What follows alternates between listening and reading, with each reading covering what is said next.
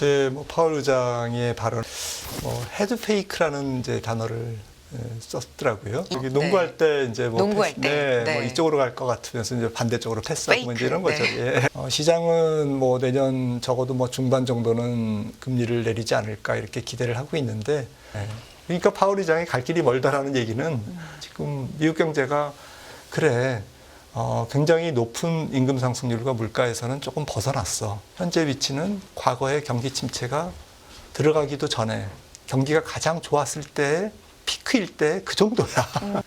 경제가 식는 것 같이 보였다가 어떤 때는 또 아닌데 이렇게 헷갈리게 계속 시장을 이렇게 들었다 놨다 할 거고, 그때마다 파월 의장을 비롯해서 연준의 인사들은 나와서 아직까지는 갈 길이 멀다라는 거를 계속 앵무새처럼 반복할 거거든요.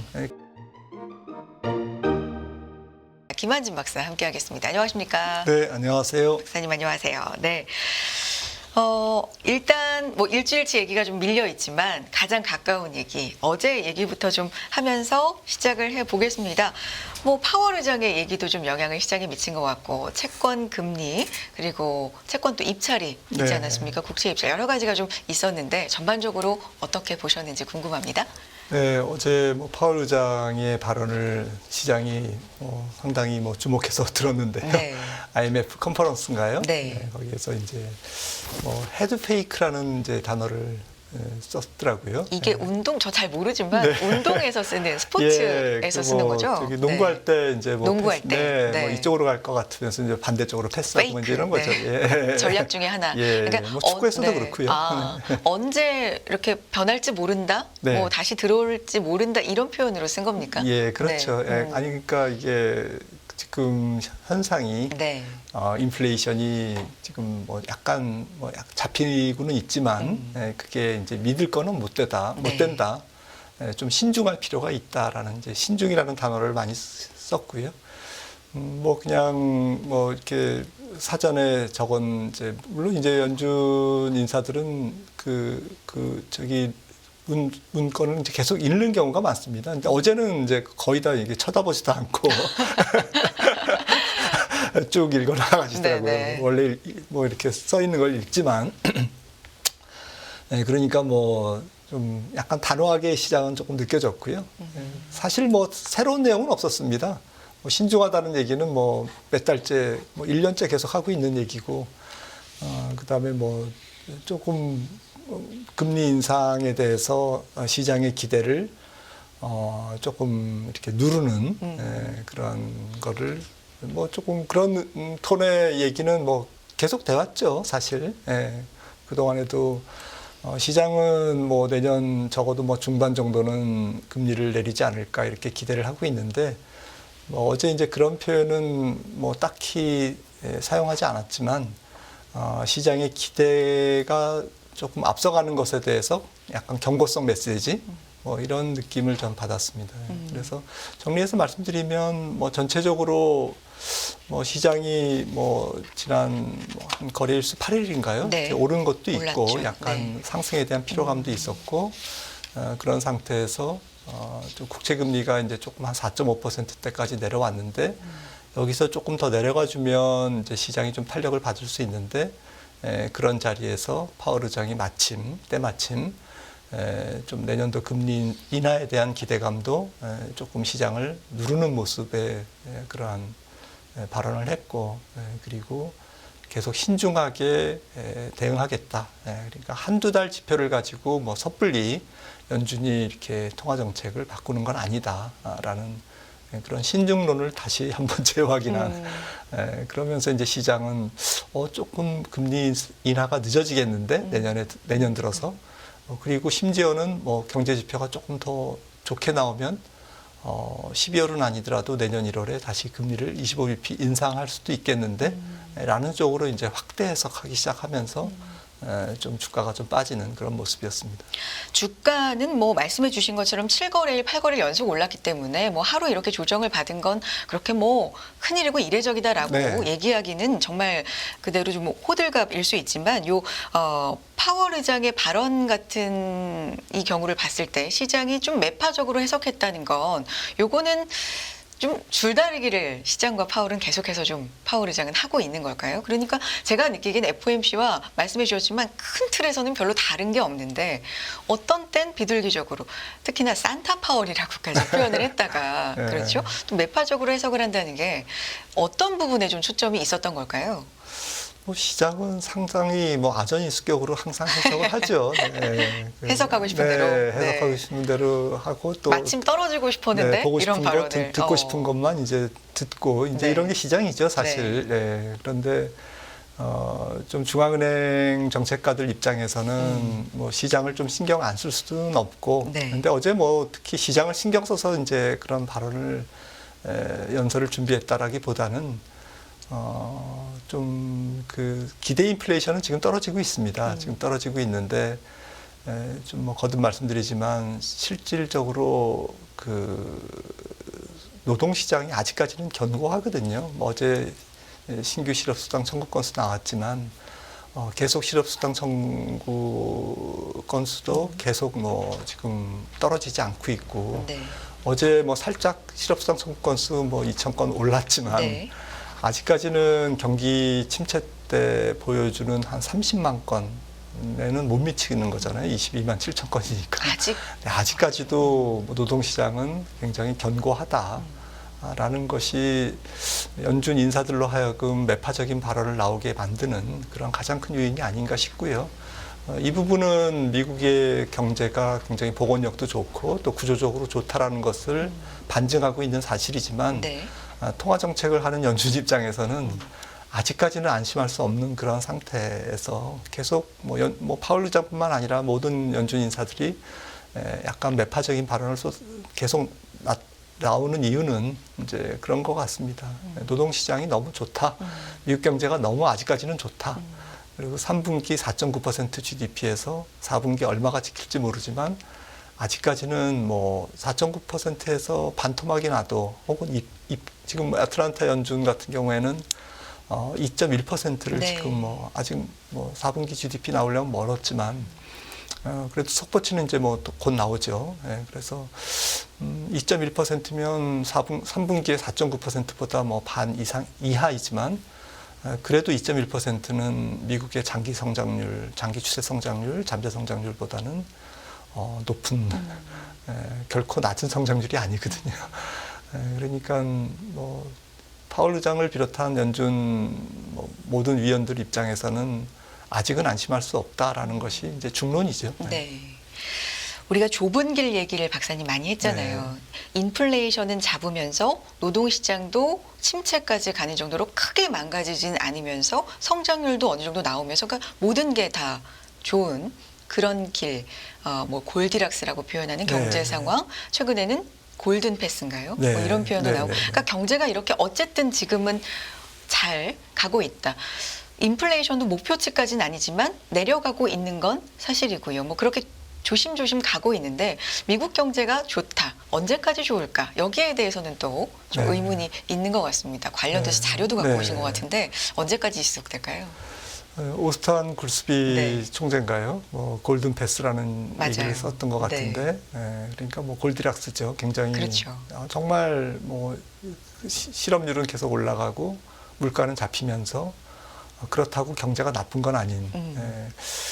과연 그런 상황이 영원히 지속될 수 있을까라는 의문은 있는데요. 네. 정말 미국 경기는 사실 객관적으로 보면 너무 좋습니다. 네. 그리고 이게 지금 뭐 뉴욕 연준에서 제가 캡처해 온 건데, 네. 재작년 초부터 이렇게 분기별로 미국의 개인 소비 지출을 나타낸 겁니다. 개인 소비 지출의 분기별 증가율, 연율이죠. 분기에 전분기 대비 얼만큼 증가했느냐를 연율로 이렇게 계산을 해서 이제 지금 한 건데 지금 뭐 분기로 발표되지 않습니까? 네. 그런데 요게 이제 그 빨간색 선이 실제치예요. 그다음에 이제 막대가 이게 블루칩 컨센서스라고 그래가지고 월가의 이제 전망입니다. 월가의 전망을 계속 상회해 왔습니다.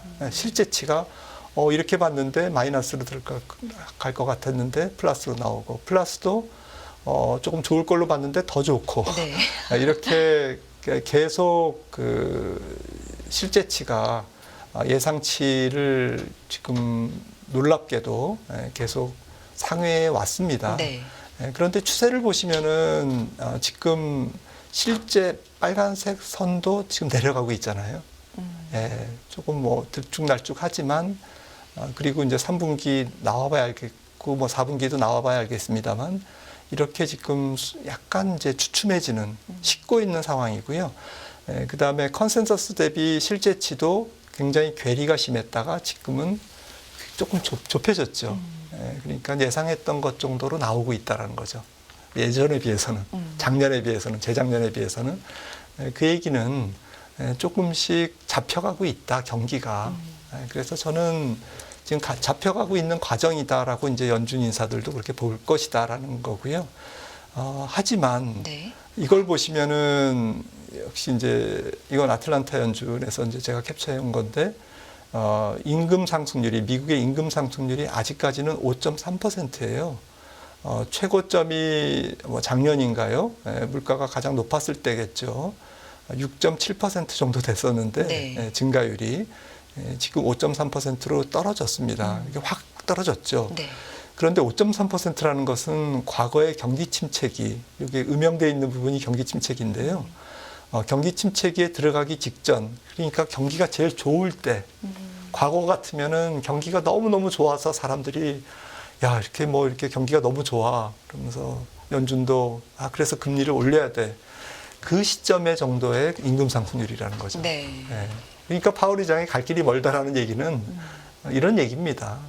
지금 미국 경제가 그래 굉장히 높은 임금 상승률과 물가에서는 조금 벗어났어. 하지만 현재 위치가 어디냐고? 현재 위치는 과거의 경기 침체가 들어가기도 전에 경기가 가장 좋았을 때 피크일 때 그 정도야. 그러니까 갈 길이 멀다라는 거죠. 네. 이 얘기는 경제 지표가 앞으로도 한 적어도 뭐 연말 내년 연초까지는 좋게 나왔다가 나쁘게 나왔다가 이게 반복된다는 얘기입니다. 그러니까 굉장히 스트레이트로 그냥 쭉쭉쭉쭉 경기가 식고 이런 모습은 보이기 어려울 것 같다라는 것을 시사합니다.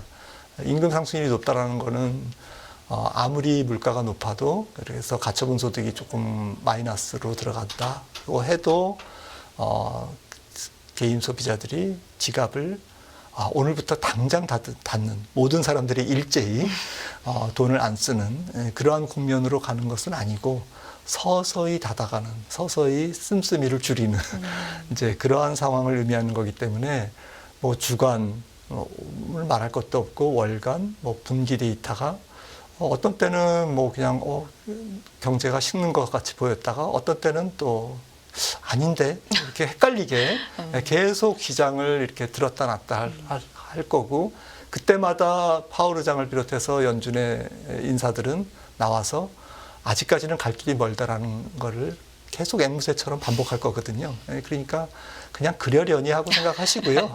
시청자분들은 그렇구나. 그냥 식고 있는데 아직 조금 더 식어야 되는구나. 그 얘기는 경제가 지금 부러지는 건 아니구나. 조금 시간이 걸리겠네.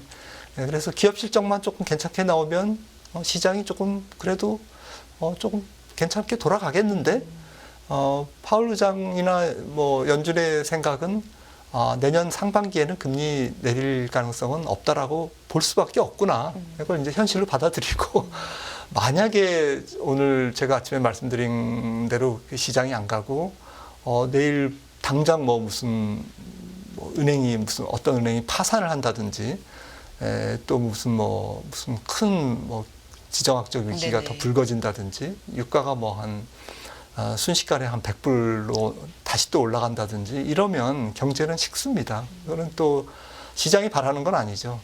급격한. 연준도 또 바라는 것도 아니고 또 말씀하셨던 골든 네. 패스도 아닙니다. 이거는 이제 완전히 기본 가정에서 이제 벗어나는 이제 그런 경로가 될 건데 그런 일만 발생하지 않는다면 제 생각에는 앞으로 연말 연초까지도 한 분기 정도는 경제 지표는 그냥 오락가락한 상태에서 조금씩 식어갈 거다라는 거고 하지만 물가는 잡혀간다. 네. 그 다음에 경제는 식어간다. 특히 지금 뭐 지난주에도 말씀드렸지만 경기를 뭐 사실 쥐를 잡는 거는 고양이지만 경기를 잡는 것은 확률적으로는 은행입니다. 은행이 결국 경기를 잡습니다.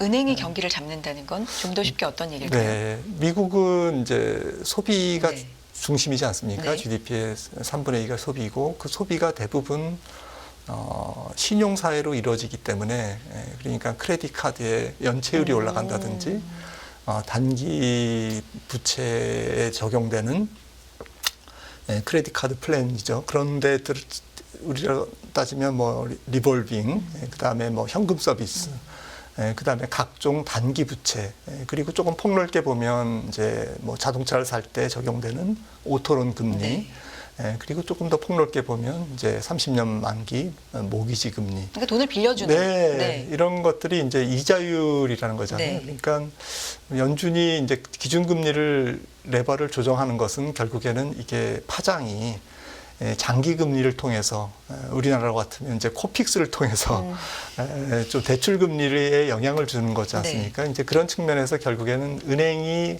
얼만큼 대출을 타이트하게 가져가느냐, 그리고 그에 따라서 민간의 뭐 기업이나 가게의 연체율이라든지 이런 것들이 좀 금융시장을 경색하게 만드는, 좀 팍팍하게 만드는 그런 지표들이 이제 현실로 나타나는 정도가 어느 정도인지에 네. 따라서 경기는 이제 식어가는 거죠. 그러니까 은행 경로를 통해서 경기는 식어간다. 경기를 잡는 것은 은행이고 또 대출 금리다.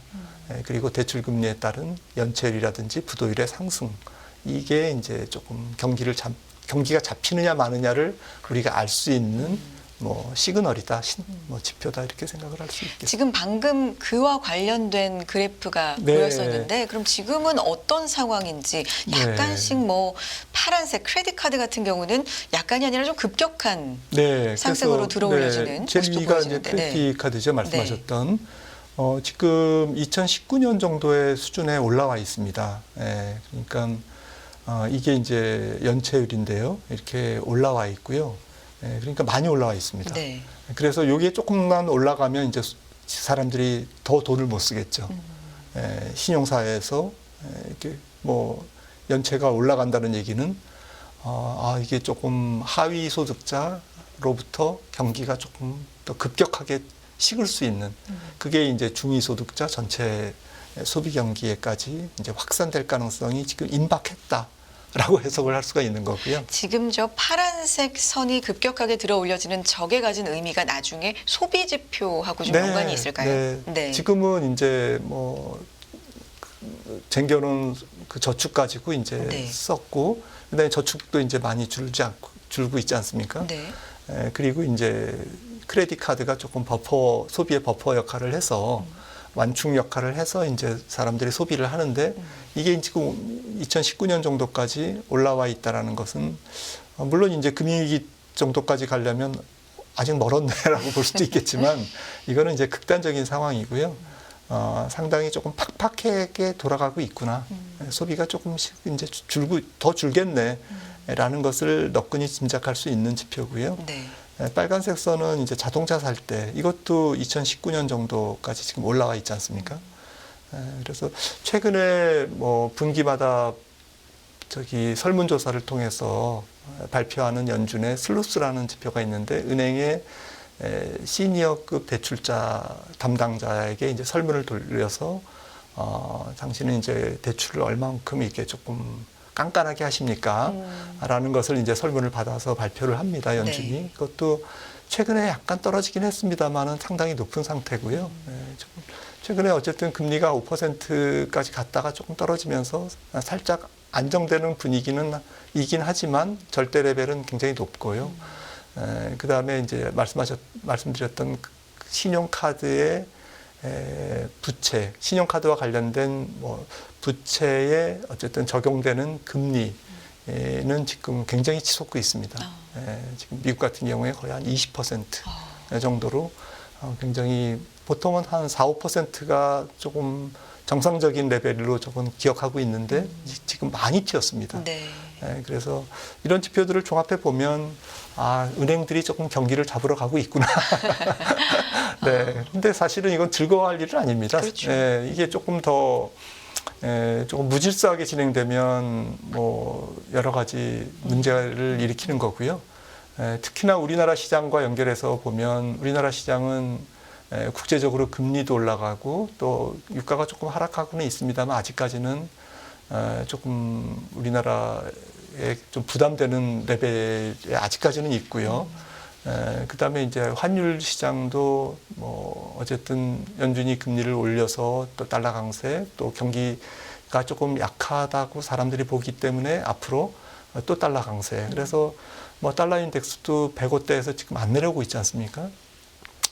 종합적으로 우리나라가 지금 우리나라 경제 금융시장 또 증시가 지금 맞이하고 있는 글로벌 금융시장은 상당히 빡빡한 환경이거든요. 그러니까 외국인들이 굉장히 공격적으로 살기에는 조금 부담스러운 그러한 금융 환경이 전개되고 있는데 그런 상태에서 지금 말씀드린 뭐 연준의 금리 인상이 이제 은행을 통해서 소비 둔화로 또 금융 경색, 신용 경색으로 이어지는 그러한 중간 단계에 지금 임박해 있다라고 생각한다면 우리나라 시장도 이렇게 미국 소비가 줄면 뭐 아무래도 조금 전 세계 교육도 좀 주는 거고 전 세계 금융시장이 조금 더 팍팍하게 움직일 수가 있는 거거든요. 그런 측면에서 이번 4분기는 너무 이제 조금 산타랠리를 기대하기보다는 좀 사고 싶은 종목이 있으면 좀 사고 그런 종목이 없으면 그냥 조금 기다리고 그렇게 해서 조금 여유 있게 이렇게 시장을 대하는 지혜가 필요한 아직까지는 그런 매크로 환경이 아닌가 저는 그렇게 거듭 말씀드리고 싶습니다. 말씀 중에 뭐 은행이 경기를 잡으러 가고 있다, 뭐 진행 중이다, 뭐 이런 말씀. 그런데 이게 좋은 건 아니다. 그러니까 지금 상황이 그래서 계속해서 좀 어려운 것 같아요. 많이 망가지면 안 되고 망가지길 기다리긴 하는데 너무 많이 망가지는 것까지는 아니고 그러니까 그 사이 어딘가에서 데이터를 계속해서 좀 보고 있기 때문에 좀 어렵다라는 생각이 드네요. 근데 뭐 지금 제가 항상 약간 신중한 그런 말씀을 많이 드리는데 그럼에도 불구하고 조금 극단적인 우리가 생각하지 못했던 그런 시나리오 앞서 말씀드린 뭐 큰 은행이 뭐 부도가 난다든지 큰 기업이 뭐 부도가 난다든지 이런 일이 없다면 없을 거라고 봅니다. 저는 그런 큰 이변만 없다면 아직까지도 돈은 많이 풀려 있다. 전 세계에. 그래서 주식시장은 떨어지면 다시 또 오뚜기처럼 올라서는 힘이 내부의 금융시장 전반적인 또 증시 기저에 깔려 있다라고 저는 생각을 합니다. 이 마지막 차트를 한번 보시면 상당히 좀 위안이라고 그럴까요? 사실 양면성이 있죠. 이렇게 돈이 많이 풀렸으니까 이게 연준뿐만 아니라 녹색선은 ECB고요. 유럽중앙은행이죠. 그다음에 회색 반은 이제 BOJ 일본 중앙은행이고 나머지는 이제 나머지 G10 중앙은행들의 보유 자산입니다. 중앙은행들의 보유 자산이라는 것은 아시다시피 보유 자산은 그 시중에서 무슨 유가증권, 특히 채권을 사서 중앙은행이 갖고 있는 거기 때문에 이 자산이 는다라는 거는 그만큼 시중에 돈이 가 있다라는 얘기거든요. 반대로 연준이 갖고 있는 거니까요. 돈을 주고 갖고 왔겠죠. 그러니까 이렇게 돈이 시중에 많이 풀려 있다라고 이제 이해를 하시면 되는데 이게 팬데믹 때 보시면은 16조 달러 이 전체적인 G10의 그 중앙은행 자산이 16조 달러였는데 23조 달러니까 거의 한 47%, 45% 이상 증가했어요. 팬데믹 기간 중에. 그런 상태에서 지금 줄었는데 연준은 거의 안 줄었습니다. 제일 마지막에 보시면 파란색 선이. 나머지 나라들은 많이 줄었어요. 그러니까 여러 가지 해석을 할 수 있겠지만 짧게 말씀드리면 미국의 유동성 상황은 전 세계에서 가장 양호한 상태다. 아직까지. 그리고 미국을 포함한 전 세계의 유동성 환경도 줄긴 줄었지만 팬데믹 이전에 비해서는 상당히 높은 수준에 지금 아직까지도 와 있다. 그 얘기는 물가가 조금 잘 안 잡힐 수도 있다라는 얘기예요. 그리고 경기가 그렇게 생각하는 것보다 호락호락하게 무너지지 않을 수도 있다는 얘기고요.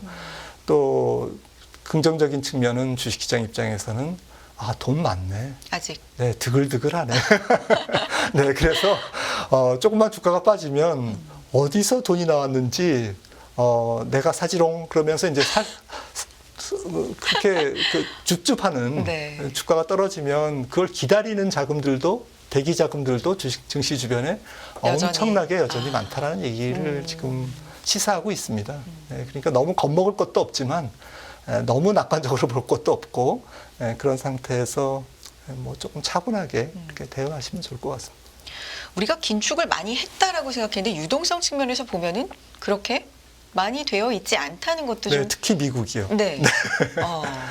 미국이 그렇게 뭐 이렇게 요란은 떨었지만 그렇게 유동성은 실제로 준 상태가 아니고 금리는 높아져 있죠. 네. 하지만 시중에 풀려 있는 유동성 뭐 그렇게 많이 줄지 않았고 특히 2, 3년 전에 비해서는 뭐 비교할 수 없을 정도로 지금 유동성 수위가 높은 수준이다. 네, 호수가 있으면 호수의 물이 지금 옛날에는 조금 저쪽 보였는데 지금은 아직도 찰랑찰랑한. 그래서 여차하면 주식시장, 금융시장으로 넘어올 수 있는 돈들이 아직까지도 많다라고 봅니다. 어떻게 보면 해야 할 숙제가 여전히 많다. 그런데 네. 어떻게 보면 또 위안이 될 수 네, 있는 네, 네. 참 그렇게 양면성을 가진 데이터까지 살펴봤습니다. 시장에 대한 이야기, 시장의 허와실 얘기해봤고요. 김한진 박사 여기서 인사 나누겠습니다. 박사님 고맙습니다.